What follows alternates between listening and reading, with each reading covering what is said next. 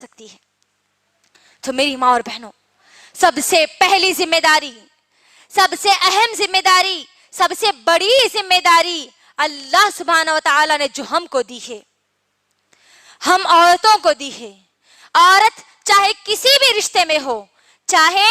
ماں کے رشتے میں ہو، چاہے بہن کے رشتے میں ہو، چاہے بیٹی کے رشتے میں ہو، چاہے بہو کے رشتے میں ہو، چاہے ننند یا دیورانی کے رشتے میں ہو، چاہے وہ خود ساس کے رشتے میں کیوں نہ ہو، ہر عورت کے لیے، چاہے وہ کسی بھی رشتے سے تعلق رکھتی ہو، اس کے لیے سب سے پہلی ذمہ داری، سب سے اہم ذمہ داری، سب سے بڑی ذمہ داری اس کے لیے یہ ہے کہ وہ اپنے لیے دین علم کو حاصل کریں۔ سب سے بڑی ذمہ داری ہے میری ماں اور بہنوں، دین کے علم کو حاصل کرنا ہر مسلمان عورت کی ذمہ داری ہے، اور یہ ذمہ داری اللہ سبحانہ و تعالیٰ نے ہم تمام لوگوں کو دی ہے۔ اب جب ذمہ داری دی ہے میری ماں اور بہنوں، تو میں ایک اور حدیث بھی آپ کے درمیان رکھ دیتی ہوں۔ صحیح مسلم کی حدیث ہے، بخاری کی بھی حدیث ہے، بخاری اور مسلم دونوں کی حدیث ہے۔ اللہ کے رسول صلی اللہ علیہ وسلم فرماتے ہیں کہ ہر شخص ذمہ دار ہے، غور سے سنیے میری بہنوں، ہر شخص ذمہ دار ہے، اور ہر شخص سے اس کی ذمہ داری کے مطابق سوال کیا جائے گا۔ ایک حاکم، ایک لیڈر کی ذمہ داری اس کے عوام کی ذمہ داری ہے، اس سے کل اس کے عوام کے بارے میں سوال کیا جائے گا۔ ایک مرد اپنی بیوی، اپنے گھر والوں پر ذمہ دار ہے، اور اس سے کل قیامت کے دن اس کی ذمہ داری کے بارے میں سوال کیا جائے گا۔ عورت اپنے شوہر کے گھر کی ذمہ دار ہے، شوہر کے بچوں کی ذمہ دار ہے، شوہر کے مال کی ذمہ دار ہے، اور کل قیامت کے دن اس عورت سے اس کی ذمہ داری کے بارے میں سوال کیا جائے گا۔ گویا ہر عورت ذمہ دار ہے، ہر انسان ذمہ دار ہے، اور ہر ایک سے اس کی ذمہ داری کے بارے میں سوال کیا جائے گا۔ غور کریے، سب سے پہلی ذمہ داری اللہ نے مجھے اور آپ کو یہاں پر بتلا دی کہ علم دین کو حاصل کرنا ہے۔ غور کریے میری بہنوں کہ یہ علم دین حاصل کرنے کی ذمہ داری ہم نے کتنی ادا کی ہے، کتنی ہم کو ادا کرنا ہے۔ کیا ہمارے پاس اتنا وقت ہے کہ ہم کہہ دیں کہ آج نہیں کل میں سیکھ لوں گی، ابھی تو میں جوان ہوں، بوڑھی ہونے کے بعد سیکھ لوں گی؟ بولیے، کیا ہمارے پاس اتنا وقت ہے؟ نہیں میری ماں اور بہنوں، نہیں ہے۔ آپ اس بھروسے پر مت رہیے کہ کوئی مولانا آپ کو آ کر سکھا دیں گے، آپ کی شادی کے بعد آپ کا شوہر آپ کو سکھا دے گا، آپ کے مائکے میں نہیں سیکھے، آپ کے سسرال میں جانے کے بعد علم دین کو سیکھ لیں گے۔ نہیں میری ماں اور بہنوں، اس بھروسے پر مت رہیے کہ کوئی عالم آپ کو گھر آ کر سکھائے گا، نہیں، کوئی آپ کو آ کے نہیں سکھائے گا، بلکہ اللہ سبحانہ و تعالیٰ نے مجھے اور آپ کو، ہم سب کو اللہ نے یہ قرآن ہمارے ہاتھ میں دے رکھی ہے۔ قرآن دینے کے بعد اس بات کا انتظار مت کرو کہ کوئی آ کر آپ کو علم دین سکھائے گا۔ قرآن ہمارے پاس آنے کے بعد اللہ مجھے اور آپ کو، ہر شخص کو پوچھے گا، یہ قرآن آنے کے بعد تو نے کتنا علم حاصل کیا؟ کیونکہ میری بہنوں، غور کرنے والی بات یہ ہے کہ اللہ سبحانہ و تعالیٰ نے اس قرآن کا جو سب سے پہلا فیصلہ جو اللہ نے نازل کیا، سب سے پہلا حکم جو اللہ نے نازل کیا، سب سے پہلی وحی جو اللہ نے نازل کی، سب سے پہلا پیغام جو اللہ نے نازل کیا، وہ پیغام، وہ وحی، وہ فیصلہ علم کی بنیاد پر ہے، علم کے لیے کہا گیا ہے۔ سورہ علق کی ابتدائی 5 آیاتیں میری ماں اور بہنوں سب سے پہلے نازل کی گئی، اور ان آیات میں کیا بتایا گیا؟ اعوذ باللہ من الشیطان الرجیم، بسم اللہ الرحمن الرحیم، اقرأ بسم ربک الذی خلق، خلق الانسان من علق، اقرأ وربک الاکرم الذی علم بالقلم۔ اللہ نے یہ آیتیں سب سے پہلے نازل کی ہے۔ غور کریے میری بہنوں، سب سے پہلا حکم مجھے اور آپ کو، ہر انسان کو، ہر مسلمان کو اللہ سبحانہ وتعالیٰ نے علم سیکھنے کی دی ہے۔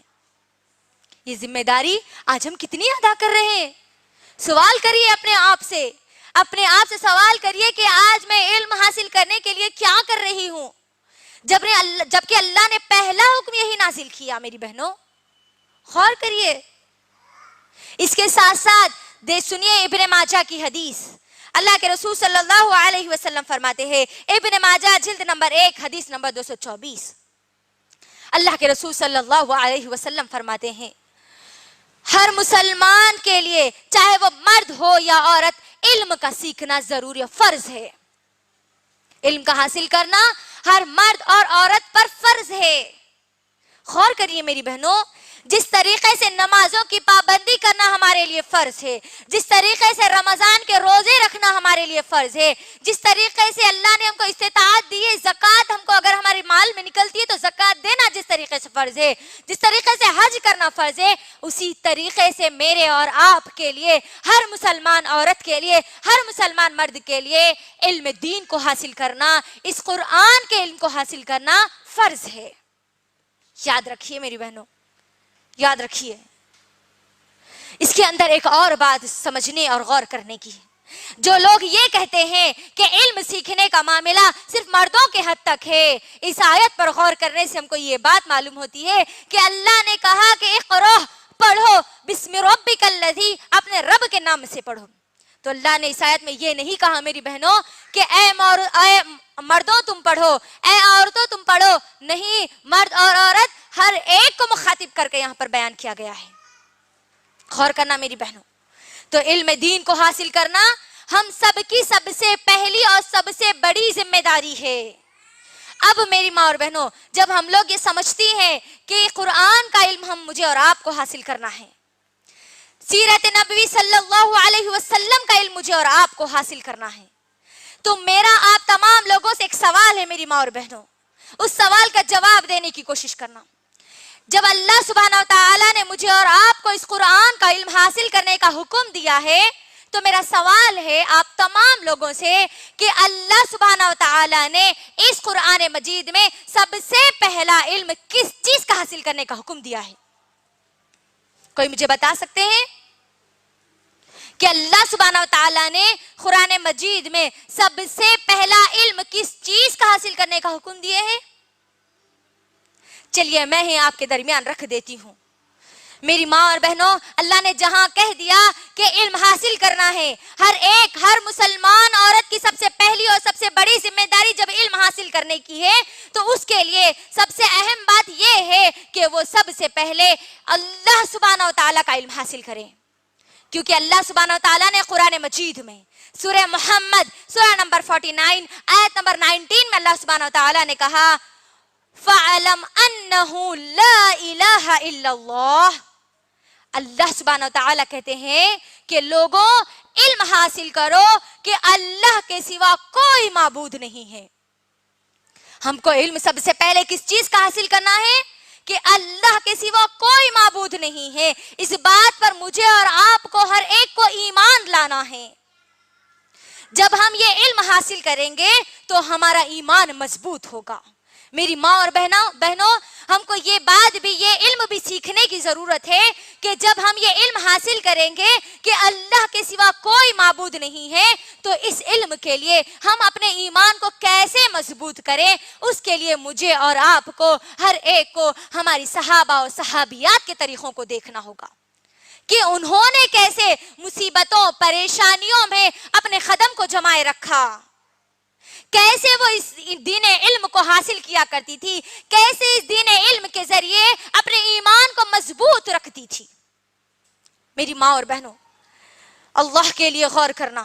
اور دین علم کو حاصل کرنا، کیونکہ ہم نے سب سے پہلے یہاں پر کہہ دیا کہ ہم کو حاصل کرنا ہے علم فَعَلَمْ أَنَّهُ لَا إِلَهَ إِلَّا اللَّهُ، کہ اللہ کے سوا کوئی معبود نہیں ہے، ہر چیز کا کرنے والا، مصیبت دینے والا، پریشانیاں دینے والا، زندگی دینے والا، موت دینے والا، بیماری دینے والا، شفا دینے والا، آپ کو تمام خوشیاں دینے والا، تمام کے تمام غم دینے والا،